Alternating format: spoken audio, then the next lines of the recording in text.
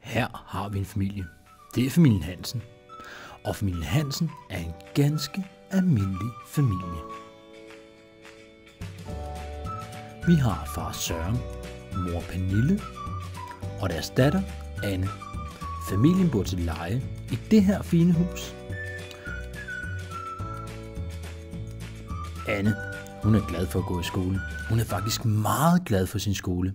Hun kan både lide lærerne, selve skolen og hendes klassekammerater. Vi kan nærmest sige, at hun stortrives. Pernille derimod, hun er gået hen og blevet gravid. Den graviditet her, den tager lidt hårdt på Pernille, så hun må sygemeldes fra sit arbejde. Jobcentret får automatisk besked om Pernilles sygdom. Pernilles sagsbehandler indkalder hende til en samtale. De aftaler, der skal indhentes en helbredsattest. En såkaldt lægeblanket, som sendes til Pernilles læge. Henne hos Søren, der går det ikke godt mere. Sørens arbejdsgiver valgte nemlig at flytte produktionen til udlandet. Søren er altså ledig og får nu dagpenge. Søren har det ikke så godt med at være hjemme. Han føler sig syg, og han har ikke rigtig overskud til at søge noget som helst arbejde. Søren kontakter lægen, og i fællesskab med læge bliver de enige om, at han skal melde sig syg. På hospitalet, der har Pernille født. Pernille har født en lille bitte dreng. Han skal hedde Anders. Så familien på 3 er nu blevet til 4. Jordmoren, hun anmelder fødslen, og efter en uge kommer sundhedsplejersken på hjemmebesøg. Under det her hjemmebesøg, der ser sundhedsplejersken, at Anders desværre ikke er taget på i vægt. Og der aftales et kontrolbesøg. Alt det her, det kommer ind på barnets journal. Ved kontrolbesøget har Anders stadig ikke taget på i vægt. Sundhedsplejersken tror, at det er på grund af, at der er skimmelsvamp i huset. Det ser ikke godt ud. Pernille, hun går derfor i gang med at skrive en anmeldelse om mistanke om skimmelsvamp til kommunen. Det gør hun ved hjælp af digital post. Det hele, det ryger lige direkte over i kommunens ESDH-system. Og ved Anne, der går det ikke så godt i skolen mere.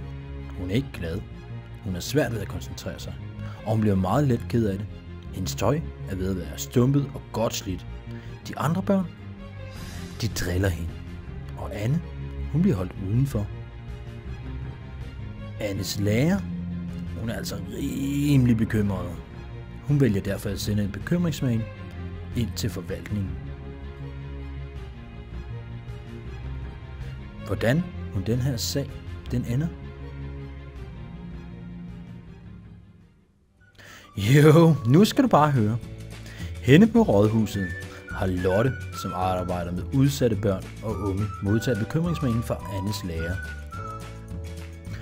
Lotte, hun er glad. Hun er glad for det nye SABA-system.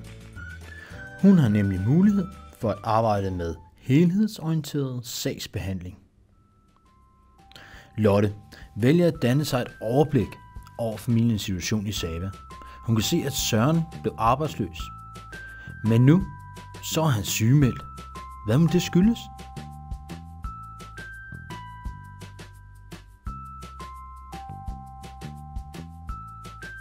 Mor Pernille er på barsel, men hun var sørme også sygemeldt inden sin barsel.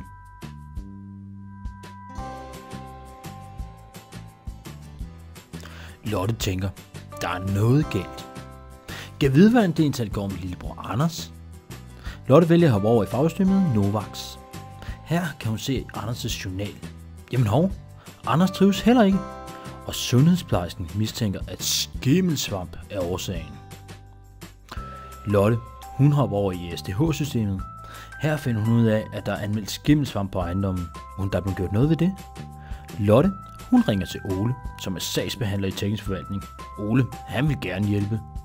Ole søger ejendommens sager frem i ESDH-systemet. Ole finder ud af, at der tidligere har været anmeldt skimmelsvamp på ejendommen, men desværre ser det ikke ud som om, at der er blevet gjort noget ved det. Ole kontakter med det samme ejeren. De får en god snak. Ejeren af huset kan godt se, at der skal gøres noget.